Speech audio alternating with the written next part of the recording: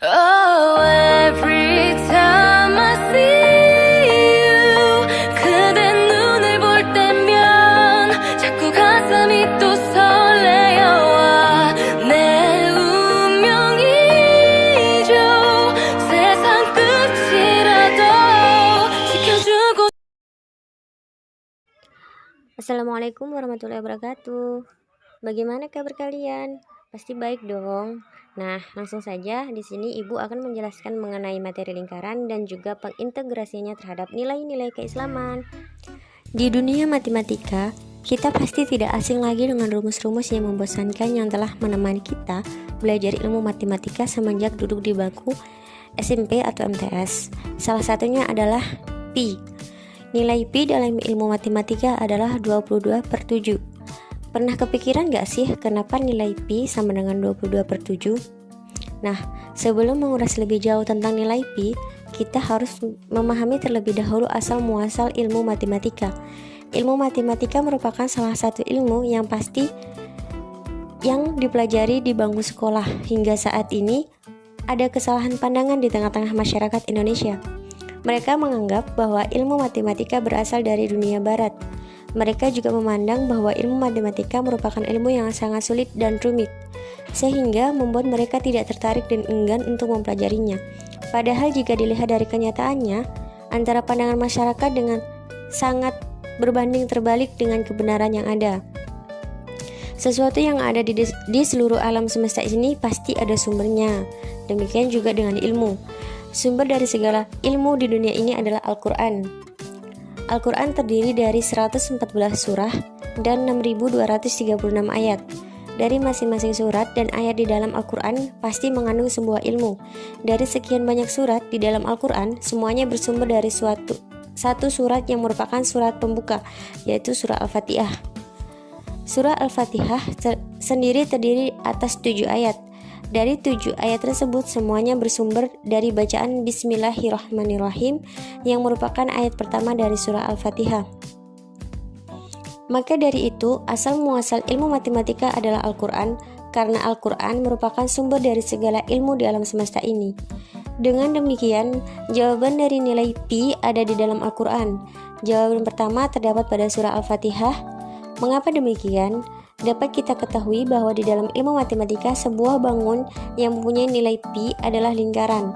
Lingkaran merupakan suatu bangun yang memiliki kesempurnaan karena tidak memiliki sudut serta tidak ditemukan pangkal dan ujungnya.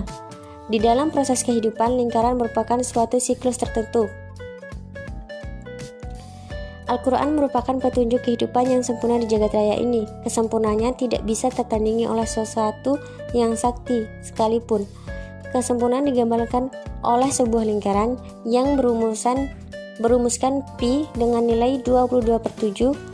Angka 22 dari nilai pi tersebut didapatkan dari ayat pertama surah Al-Fatihah, yaitu Bismillahirrahmanirrahim.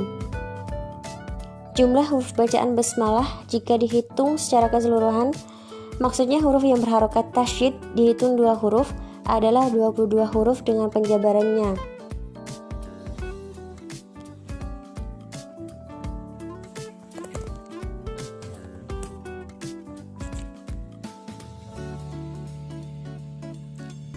Sedangkan angka 7 dari nilai pi diperoleh dari jumlah ayat dari surah Al-Fatihah, yaitu jumlah surah Al-Fatihah ada 7 ayat. Nah, 22/7 merupakan nilai yang tidak habis dibagi. Hal ini menunjukkan bahwa nilai tersebut membuktikan kesempurnaan Al-Quran sebagai petunjuk dari Allah Subhanahu wa Ta'ala kepada seluruh makhluknya.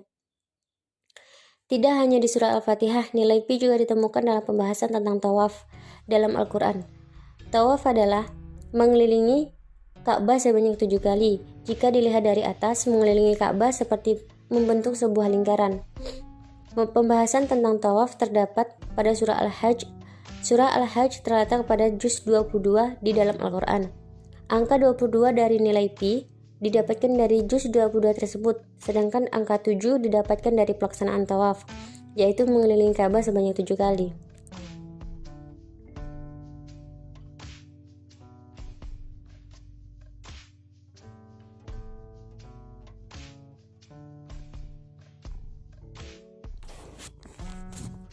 Lanjut ke poin yang kedua, yaitu contoh penerapan lingkaran dalam kehidupan sehari-hari. Nah, penerapan lingkaran dalam kehidupan sehari-hari ini ada beberapa, yaitu yang pertama sebagai alat musik. Nah, banyak sekali alat musik yang berbentuk lingkaran, tapi di sini kita akan menjelaskan dua alat musik, yaitu salah satu jenis alat musik yang berbentuk lingkaran adalah perkusi. Nah, alat musik perkusi adalah semua benda yang dapat dipukul, diketuk, dan diguncang atau membuat suara musik. Rebana merupakan alat musik perkusi yang dimainkan dengan memukul membran pada bagian-bagian tertentu untuk menghasilkan mutu suara yang tepat. Yang kedua yaitu broom, merupakan salah satu jenis alat musik yang dipukul menggunakan alat yang disebut stick. Hampir semua bagian drum berbentuk lingkaran, seperti membran drum dan kepingan drum. Kedua benda tersebut bisa diukur keliling dan luasnya menggunakan rumus keliling dan luas lingkaran. Yang kedua yaitu peralatan rumah. Sangat banyak peralatan rumah yang berbentuk lingkaran, salah satunya jam dinding. Jam dinding merupakan jam yang difungsikan secara letak atau biasanya dipajang di dinding. Permukaan jam dinding berbentuk lingkaran, oleh karena itu kita bisa menghitung luas dan keliling permukaan jam dinding, sehingga kita bisa menyesuaikan ukuran jam dinding yang pas untuk dipajang di rumah.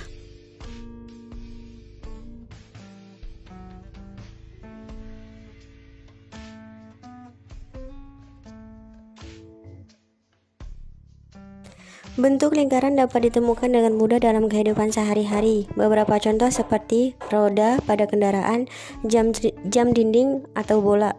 Bola terlihat memiliki sudut. Lingkaran mempunyai beberapa unsur, antara lain sebagai berikut. Yang pertama, titik pusat lingkaran adalah garis pusat yang berada tepat di tengah-tengah lingkaran.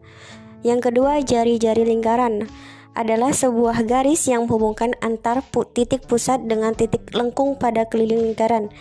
Jari-jari lingkaran disimbolkan R dalam rumus.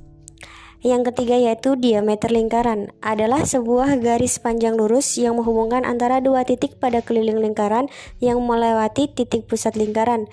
Diameter ini biasa disimbolkan dengan D kecil atau D kapital. Yang keempat yaitu tali busur lingkaran adalah garis lurus yang menghubungkan dua titik pada keliling lingkaran, namun tidak melalui titik pusat lingkaran. Hal ini sedikit berbeda dengan diameter yang garisnya melalui titik pusat.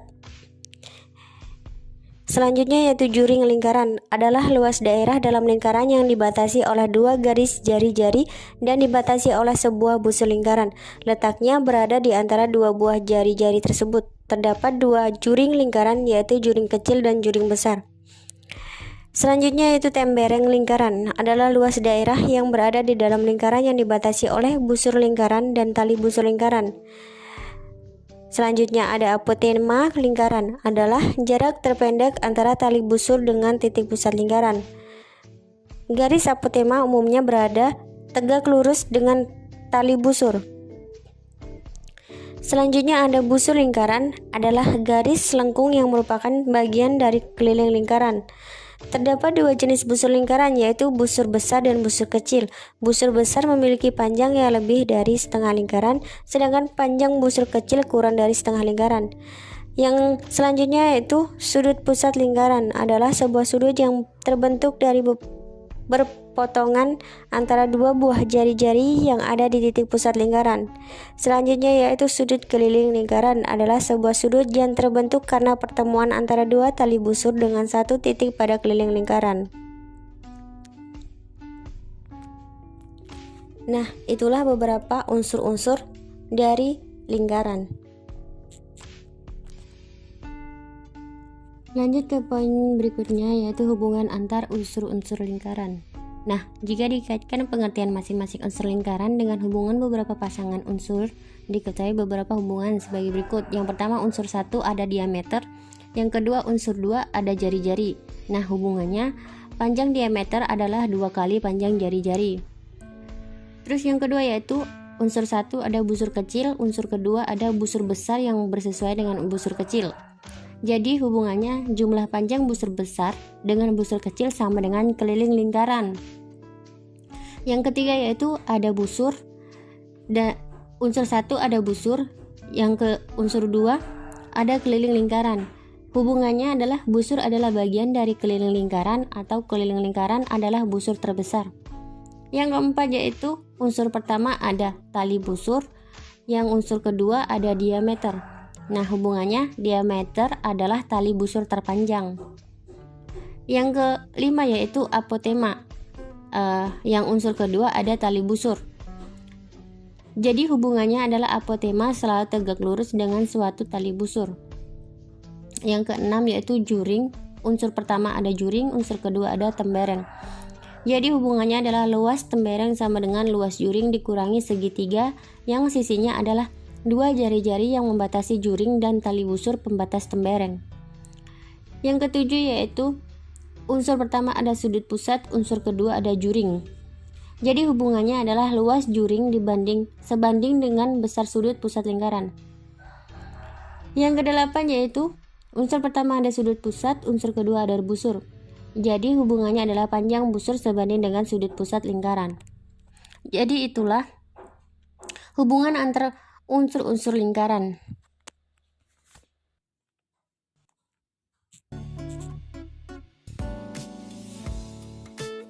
Selanjutnya, peralatan rumah yang paling sering dijumpai dalam kehidupan sehari-hari yaitu piring dan gelas. Piring merupakan alat untuk makan yang berbentuk lingkaran, sedangkan gelas merupakan alat minum di mana permukaannya berbentuk lingkaran. Kedua benda ini memiliki permukaan berbentuk lingkaran sehingga bisa diketahui luas permukaan dan kelilingnya. Bagian yang ketiga yaitu bagian mobil. Salah satu bagian mobil yang berbentuk lingkaran yaitu setir mobil dan roda mobil. Setir mobil merupakan alat untuk mengemudi mobil, sedangkan roda mobil merupakan bagian dari mobil di mana fungsinya supaya mobil bisa berjalan. Yang keempat yaitu benda logam. Salah satu benda yang terbuat dari logam yaitu uang logam. Kepingan uang logam memiliki permukaan berbentuk lingkaran. Walaupun bentuknya berukuran kecil, tapi kita bisa mengukur luas dan keliling uang logam tersebut menggunakan lingkaran. Uang logam sendiri sudah dirancang dengan ukuran yang pas oleh para ahlinya.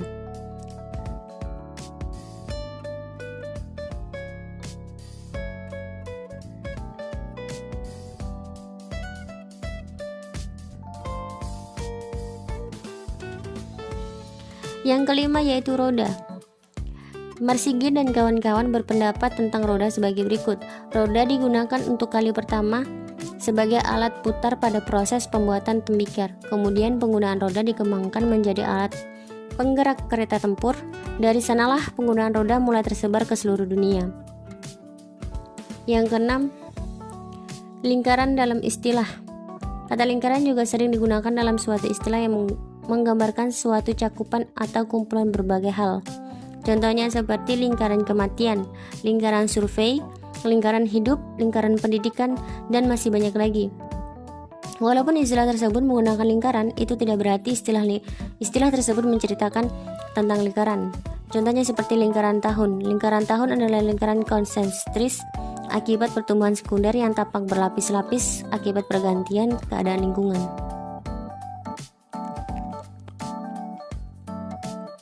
Jadi, lingkaran adalah tempat kedudukan titik-titik yang berjarak sama terhadap suatu titik tertentu.